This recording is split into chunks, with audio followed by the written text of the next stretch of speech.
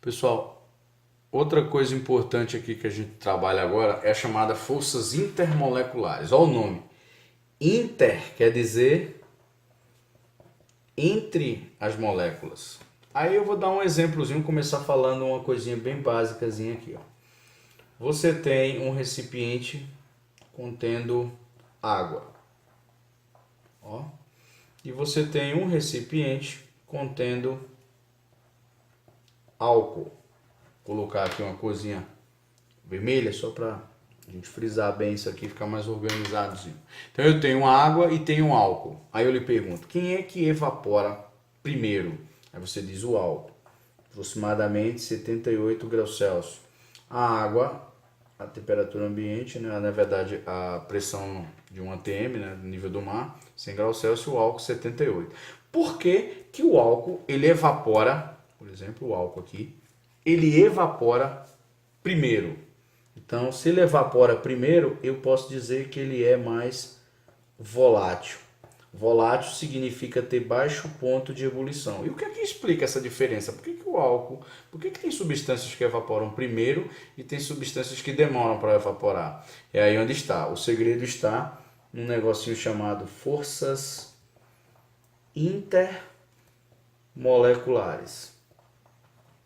Então eu vou tentar explicar um pouco esse mecanismo aqui da força intermolecular. Você diz, como assim uma força intermolecular? Vamos raciocinar comigo aqui. Ó. Se você tiver um recipiente contendo a água, na verdade eu vou ter moléculas de água. Então eu vou ter assim, ó, H2O, H2O e H2O. Então eu posso ter essas moléculas todas juntinhas. Vou ter o estado sólido, eu posso ter essas moléculas mais afastadas, eu vou ter estado líquido e eu vou ter uma molécula praticamente solta, o estado gasoso. Então, o estado de agregação. E quem é que atrai essas moléculas para ficar, por exemplo, sólido, líquido e gasoso? É as forças intermoleculares, são as forças que atuam entre as moléculas. Então, se eu quiser evaporar aqui, eu tenho que separar as moléculas de água. Ó. Eu tenho que pegar essas três moléculas, fornecer calor e romper essas forças intermoleculares. Quando eu vou romper essas forças intermoleculares, uma coisa importante é isso. Ó. Se essas forças forem muito fortes, eu vou gastar muito mais energia para romper. Então, o que faz ter um ponto de ebulição maior ou menor é a intensidade das forças intermoleculares. Porque jamais, quando você vai evaporar a água, pegar a água do estado, por exemplo, líquido e transformar em água no estado gasoso, jamais você faz isso. Ó.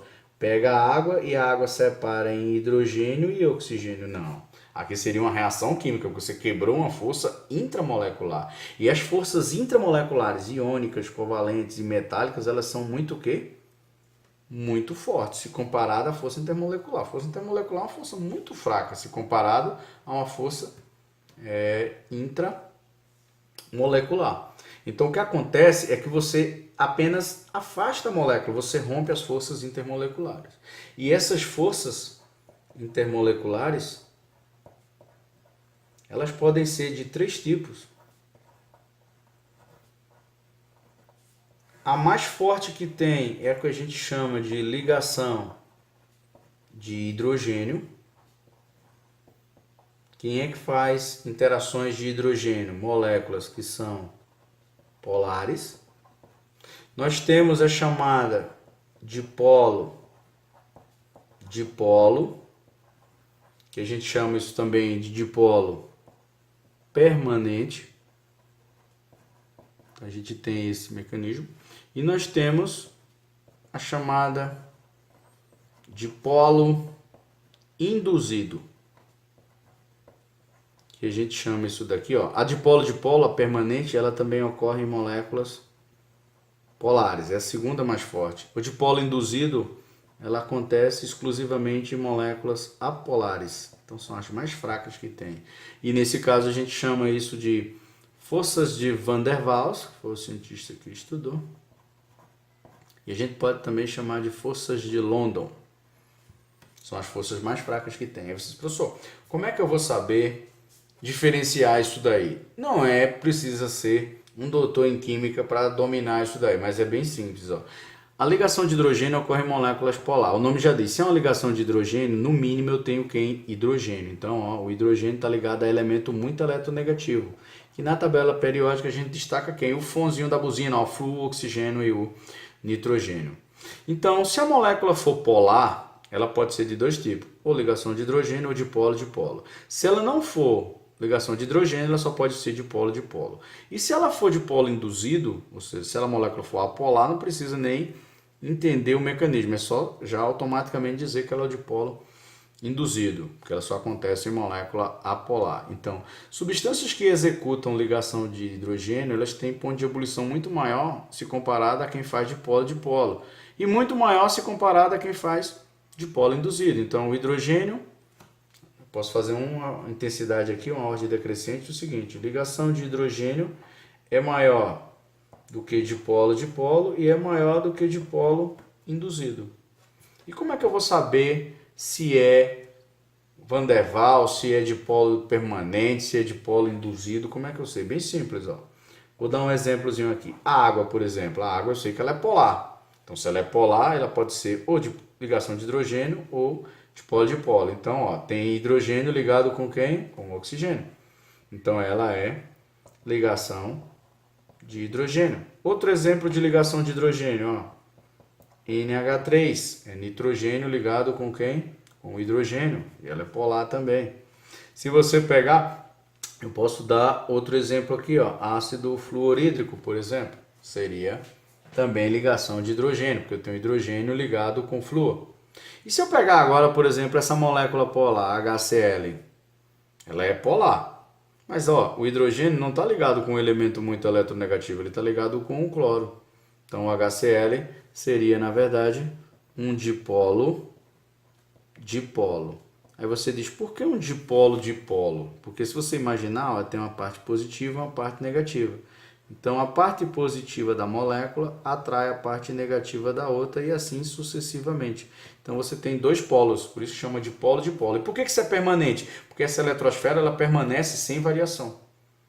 Já o dipolo induzido, por exemplo, eu tenho aqui ó, o oxigênio, que é apolar. Você pode observar que moléculas apolares, de um modo geral, elas são gasosas. Por quê? Porque a força intermolecular para prender a molécula é muito baixa, então ela se rompe facilmente. Então as moléculas geralmente se encontram livres. E isso é importante o aluno ter que saber. Mas ó, por que chama isso de dipolo? Vou dar um exemplo, induzido. É isso? Por que induzido? Vou dar um exemplo. Eu tenho o oxigênio ligado com o oxigênio e aqui eu vou imaginar a eletrosfera dele. Ó. O que é que eu posso aplicar aqui? Eu posso aplicar uma pressão e posso diminuir a temperatura. O que é que eu posso fazer aqui? Eu posso deslocar essa eletrosfera para uma região e deixar todos os elétrons aqui, ó. Todos os elétrons. O que é que eu faço? Aumento a pressão e diminuo a temperatura. Então, eu diminuo o grau de agitação da molécula e eu forço, aumento a pressão, forço o deslocamento da eletrosfera. Então, eu vou ter, na verdade, o seguinte procedimento. Uma região positiva e outra região negativa. Então, eu criei um dipolo. Só que esse dipolo, ele foi o quê? Induzido. Então, como ele foi induzido, isso daqui eu consigo, por exemplo, transformar, se eu quiser, eu posso transformar o oxigênio gasoso em oxigênio líquido. É só diminuir a pressão, diminuir a temperatura e aumentar a pressão. Por isso que nos cilindros lá de oxigênio, a gente tem, eu posso colocar esse oxigêniozinho aqui e fazer, por exemplo, ele líquido. Mas aí eu tenho que induzir isso. É o que acontece com gás de cozinha e outros elementos. Então, você pode olhar que o recipiente tem que ser de ferro para suportar a pressão. Então, de um modo geral, as forças intermoleculares são fundamentais nessas interações no estado de agregação. É as forças intermoleculares que vai determinar quem é sólido, quem é líquido e quem é gasoso. Quem é sólido, quem é líquido e quem é gasoso, quem determina aí são as forças intermoleculares. Se as forças forem fracas, as substâncias elas sempre vão ser voláteis, ok? Espero que tenha dado uma clareada aí nessa coisinha aí de força intermolecular, beleza, pessoal?